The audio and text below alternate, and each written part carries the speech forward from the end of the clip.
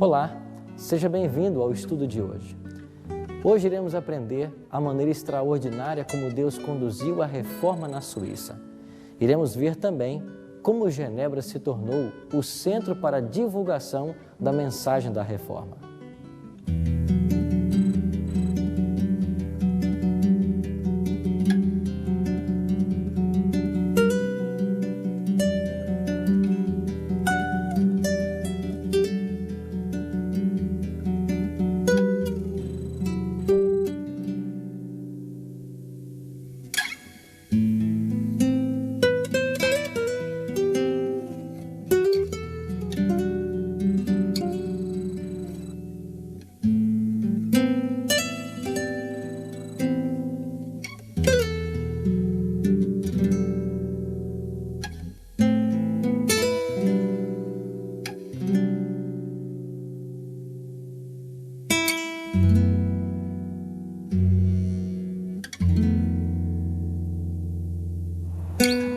Além de Martim Lutero, Deus estava preparando outros obreiros para ajudar em sua causa.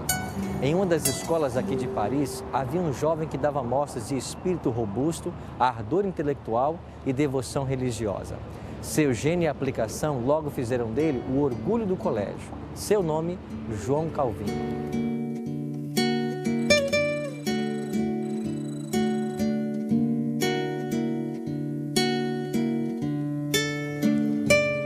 Calvino nasceu no dia 10 de julho de 1509, na Picardia, no norte da França. Quando tinha 8 anos de idade, Martim Lutero estava fixando as 95 teses na abadia de Wittenberg. Os anos mostraram que Calvino seria para a língua francesa aquilo que Lutero foi para a língua alemã, uma figura quase paternal.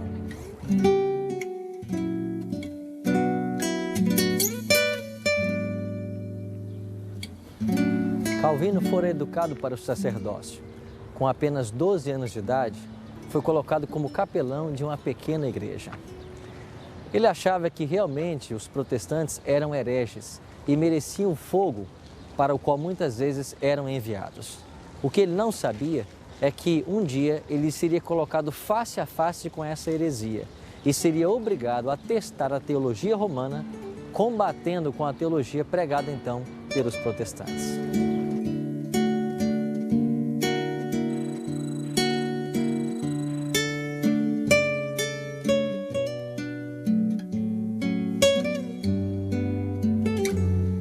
Estava aqui em Paris um primo de Calvino chamado Olivier, que havia se unido aos reformadores. Os dois muitas vezes se encontravam e vários debates a respeito da Bíblia eram feitos para ver quem de fato estaria com a razão. Olivier dizia que havia apenas duas espécies de religião.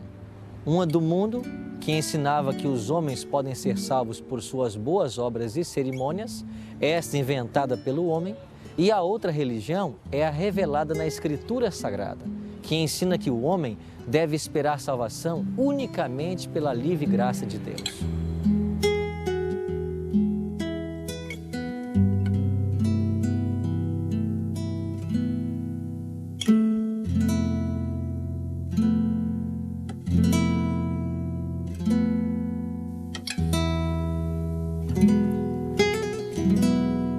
Calvino retrucava: "Não quero nenhuma das suas novas doutrinas. Achas que tenho vivido em erro todos os meus dias?" Sozinho, porém, em seu quarto, ponderava as palavras do primo. A convicção do pecado o incomodava. Via-se sem intercessor na presença de um juiz justo.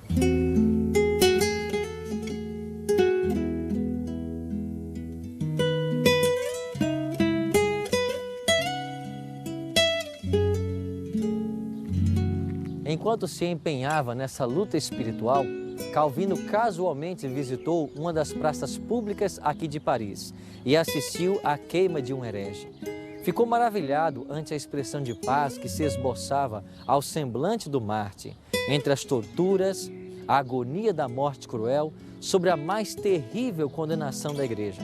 Manifestou uma fé e coragem que Calvino contrastou com seu próprio desespero e escuridão, mesmo vivendo em estrita obediência à Igreja Romana. Ele sabia que esses, assim chamados hereges, fundamentavam sua fé na Bíblia. Resolveu então estudá-la e descobrir, se pudesse, o segredo da alegria deles.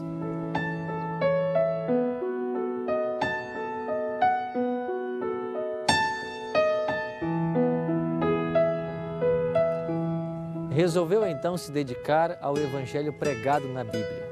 Hesitou, porém, em se fazer pregador público. Era naturalmente tímido e tinha medo das grandes responsabilidades desse cargo.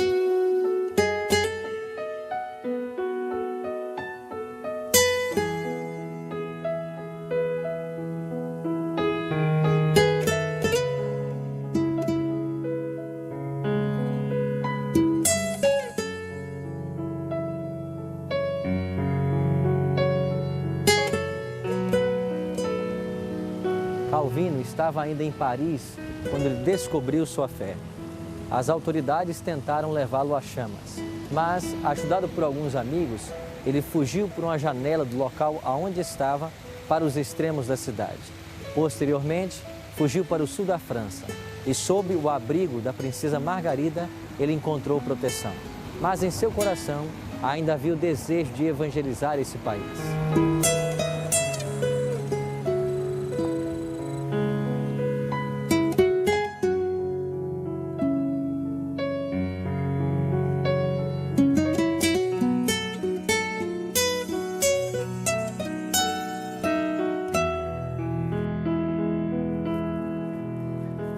Calvino dedicou-se a pregar o Evangelho na França com todo o seu coração. Pessoas de todas as classes o ouviam com muita alegria. Aumentando, porém, o número de ouvintes, achou mais seguro reunir-se fora da cidade. Assim foi encontrada uma caverna, um local bem secreto, e ali a palavra de Deus era lida e explicada. Nessa caverna, num local isolado pela primeira vez na história da França, a Santa Ceia foi celebrada pelos protestantes. Para tentar frear a divulgação da mensagem da Reforma, uma nova bula papal foi promulgada trazendo de volta a Inquisição. Em muitos países, milhares dos mais puros e nobres cidadãos, dos mais educados, piedosos e intelectuais, foram mortos ou obrigados a fugir para outros países.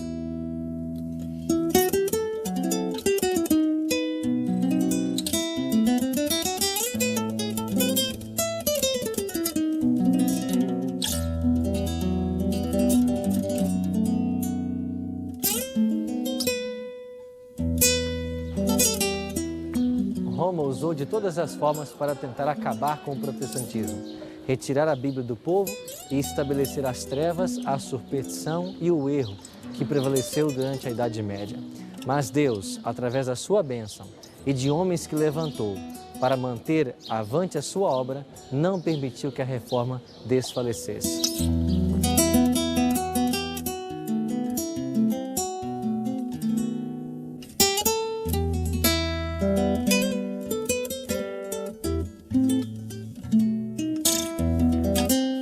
Genebra foi uma das primeiras cidades a conseguir vitórias em prol da reforma protestante aqui na Europa. Calvino aqui trabalhou por cerca de 30 anos. Primeiro, para estabelecer uma igreja que aderisse à moralidade da Bíblia. Depois, para ajudar a promulgar a fé reformada, do qual era defensor.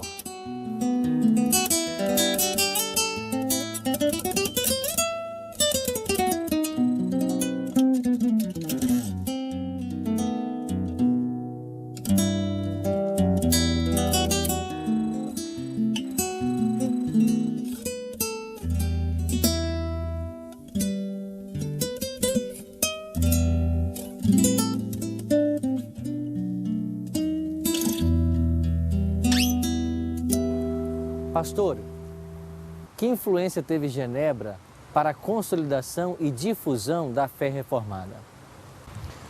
A reforma aqui em Genebra começou basicamente com Guilherme Farel, que foi o mais importante pioneiro da fé reformada aqui. Mas sua influência sobre a cidade não foi tão expressiva. Um ponto que ajudou tremendamente a estabelecer e consolidar a fé reformada nessa cidade foi a vinda de João Calvino para cá. Ele estava em Paris e no ano de 1533 ele teve que deixar Paris porque ele era considerado um herege por lá. E ele veio para a Suíça. E numa de suas andanças por aí, ele já era conhecido pelas suas famosas Institutas da Fé Cristã, cuja primeira edição foi publicada em 1536. Guilherme Farel fez um apelo a ele, dizendo que ele viesse para cá. E ele era relutante. E então, finalmente, ele consentiu em vir. E o seu propósito foi estabelecer aqui uma cidade modelo.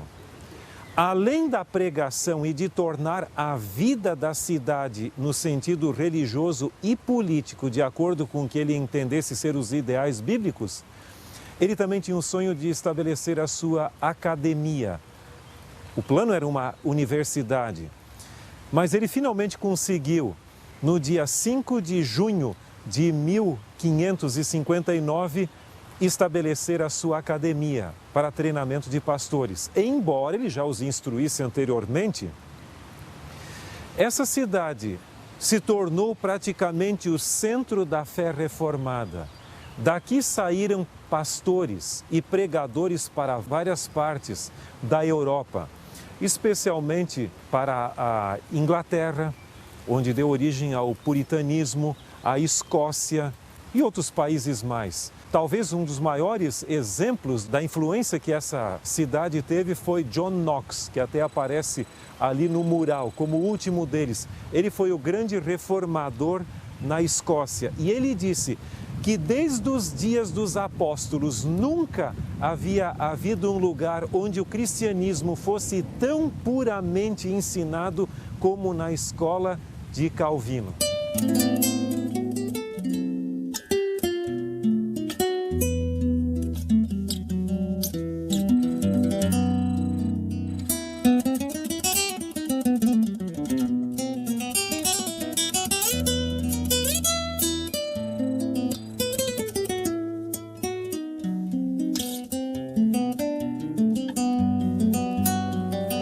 Calvino sonhava em uma reforma bem profunda em Genebra, envolvendo também o sistema educacional da cidade. A escola existente era bastante precária e ele tinha a ideia de estabelecer aqui uma universidade. Mas as finanças governamentais eram escassas. Consequentemente, depois de muitos esforços, ele conseguiu apenas estabelecer uma academia, a Academia de Genebra, que está ao fundo. Ela foi estabelecida em 1559 e desse lugar saíram muitas pessoas, novas gerações, treinadas para difundir a fé calvinista em muitos países. Essa instituição se tornou a precursora da atual Universidade de Genebra.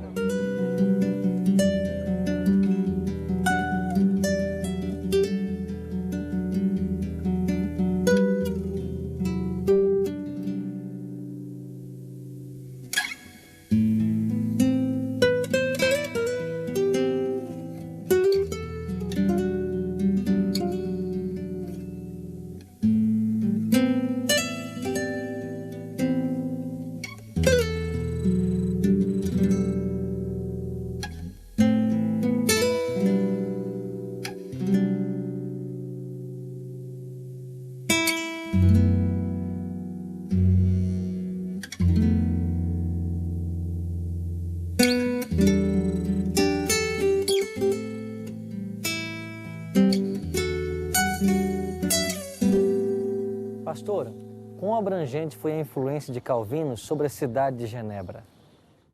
Calvino foi decisivo no sentido de reformar toda a cidade, enquanto em alguns lugares a reforma foi mais no aspecto da religião. Aqui em Genebra influenciou a religião bem como a própria política e a vida social da cidade. O sistema administrativo foi influenciado por Calvino. Além disso, você vai ver que o próprio estilo de vida dos cidadãos também eram forjados pelo pensamento da reforma. Por exemplo, o consumo de bebidas alcoólicas, em certo sentido, era controlado. A reverência no culto da igreja. Se alguém risse durante o sermão ou tivesse um comportamento inadequado, ele era convidado a se retirar. Pessoas que não se conformassem com o estilo de vida proposto por Calvino eram convidadas a se retirar da cidade de tal maneira que o próprio ambiente aqui em Genebra fosse um ambiente cristão. Devemos ter em mente também que Calvino era um refugiado francês. Isso fez com que a sua reforma tivesse uma abrangência mais internacional. Aqui em Genebra, haviam cerca de 6.000 refugiados de outras partes da Europa devido à intolerância religiosa e aqui encontravam um abrigo, uma cidade-refúgio, sendo a maioria dessas pessoas franceses. Desta forma, aqui houve uma espécie de abrigo, cidade de refúgio para a reforma, onde em outros lugares havia intolerância religiosa. Isso se tornou, em resumo, uma cidade modelo para a reforma.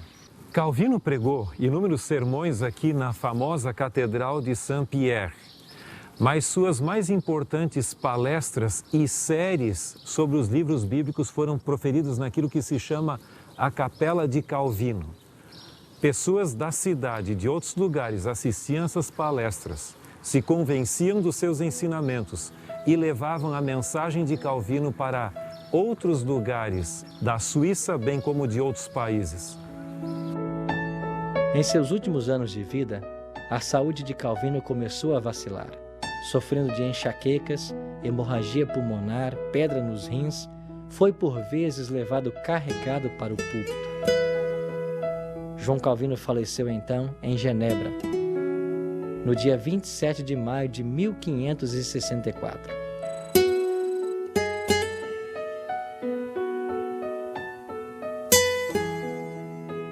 Foi enterrado numa sepultura simples e não marcada, conforme o seu próprio pedido.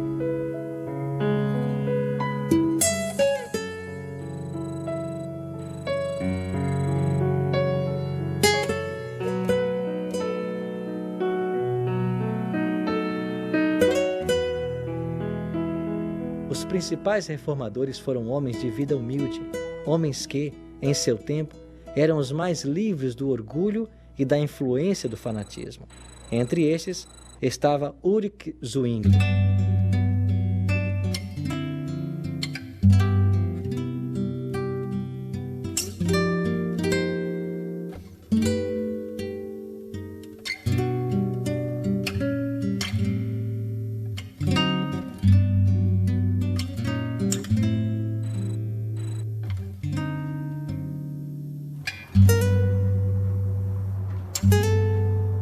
Zwingli nasceu em Wildau, Suíça, no dia 1º de janeiro de 1484.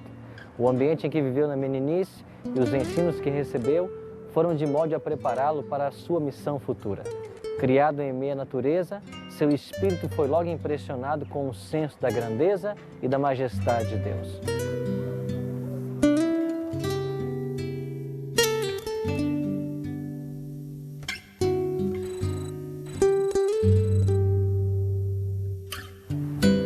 Na idade de 13 anos, foi para Berna, que então possuía a mais conceituada escola na Suíça. Lá, Zwingli foi tentado pelos frades a entrar para a ordem, mas seu pai orientou que ele voltasse para casa. Não tinha intenções de permitir que seu filho seguisse a vida ociosa e inútil dos monges.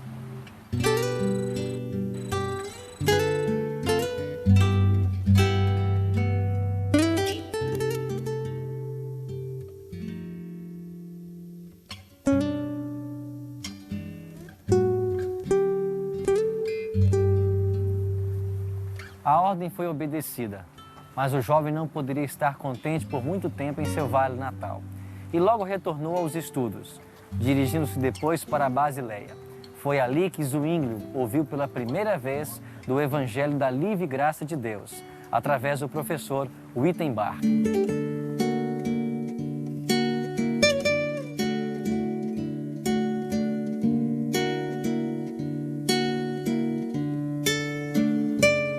Logo, Zwingli foi chamado de Basileia para o serviço.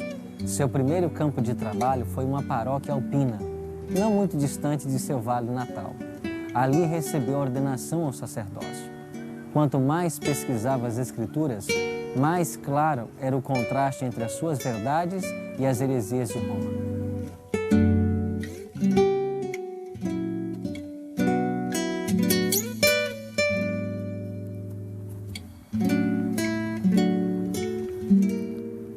A doutrina que Zwinglio pregava, ele não a recebera de Lutero. Era a doutrina de Cristo. Se Lutero prega Cristo, dizia o reformador suíço, ele faz o que eu estou fazendo. Em 1516, Zwinglio foi chamado para ser pregador no convento de Eisleben. Depois de 3 anos ali, foi chamado para o cargo de pregador na Catedral de Zurique, que era então a cidade mais importante da Suíça.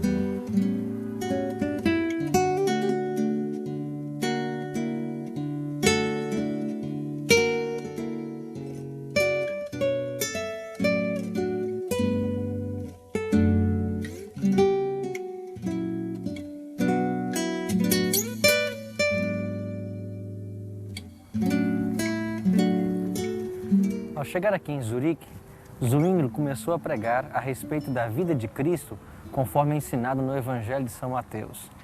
Ele pregava sobre a vida, os ensinos e a morte de Cristo. Grandes multidões afluíam para ouvir a sua pregação.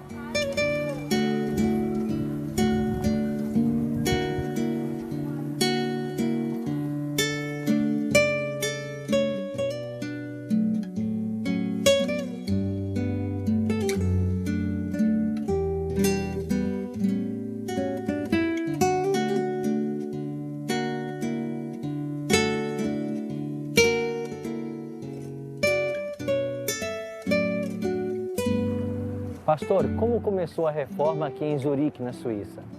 Estamos aqui na cidade velha de Zurique, onde temos ao fundo a famosa Großmünster, ou seja, a Catedral de Zurique, que começou a ser construída no ano de 1100 e demorou cerca de 100 anos para ser concluída. Em 1519, o rico Zwinglio foi convidado para ser o pregador dessa catedral.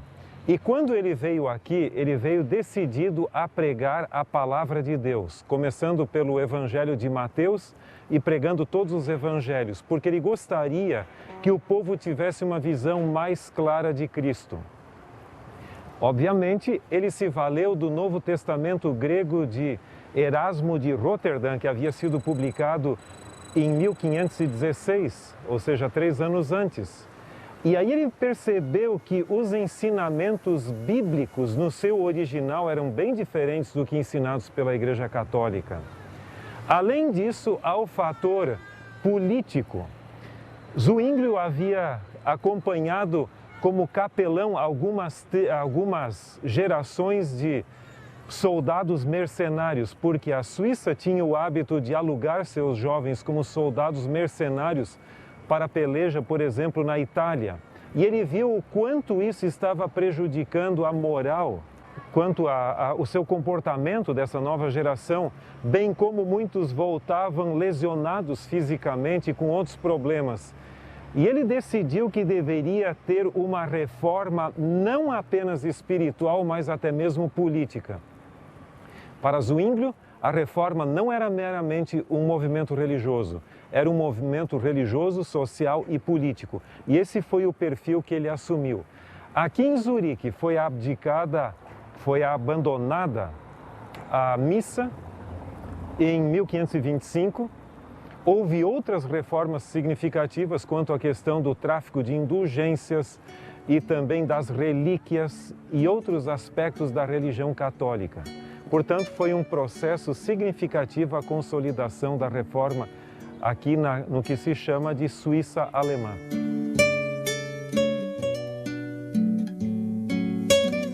Um ano depois que o monge de Wittenberg proferira o seu não ao Papa e ao Imperador em Worms, tudo parecia indicar uma resistência semelhante às pretensões papais em Zurique.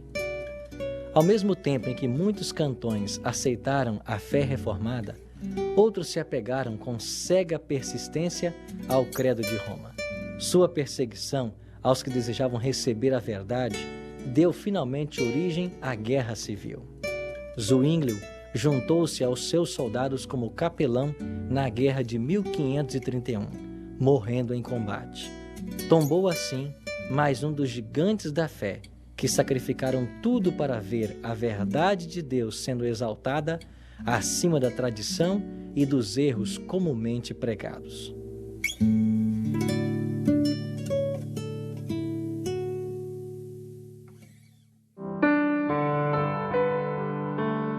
A minha decisão é: após conhecer o exemplo de homens que se dedicaram à verdade e em levar avante a obra de Deus como Calvino e Zwinglio, tomo hoje a decisão de ser um fiel representante de Cristo e ficar em pé pela verdade, ainda que enfrente provações e sofrimentos por causa da minha fé.